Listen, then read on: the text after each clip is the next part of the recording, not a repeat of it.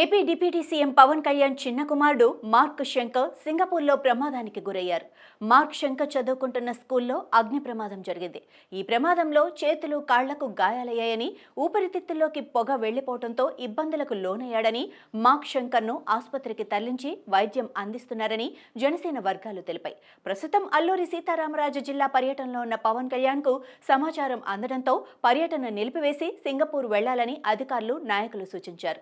అరకు సమీపంలోని కూరిటి గ్రామం సందర్శిస్తానని, ఆ గ్రామ గిరిజనులకు మాటిచ్చానని, ఆ గ్రామం వెళ్లి వారితో మాట్లాడి అక్కడి సమస్యలు తెలుసుకున్నట్టు పవన్ కళ్యాణ్ స్పష్టం చేశారని జనసేన వర్గాలు తెలిపాయి. అల్లూరి జిల్లాలో పలు అభివృద్ధి కార్యక్రమాలు ప్రారంభానికి ఏర్పాట్లు చేసినందున వాటిని పూర్తి చేసిన తర్వాత పవన్ కళ్యాణ్ సింగపూర్ వెళ్లనున్నట్టు, మన్యంలో పర్యటన ముగించుకొని పవన్ కళ్యాణ్ విశాఖ చేరుకుంటారని, అక్కడి నుంచి సింగపూర్ వెళ్లేందుకు ఏర్పాట్లు చేస్తున్నామని చెప్పారు.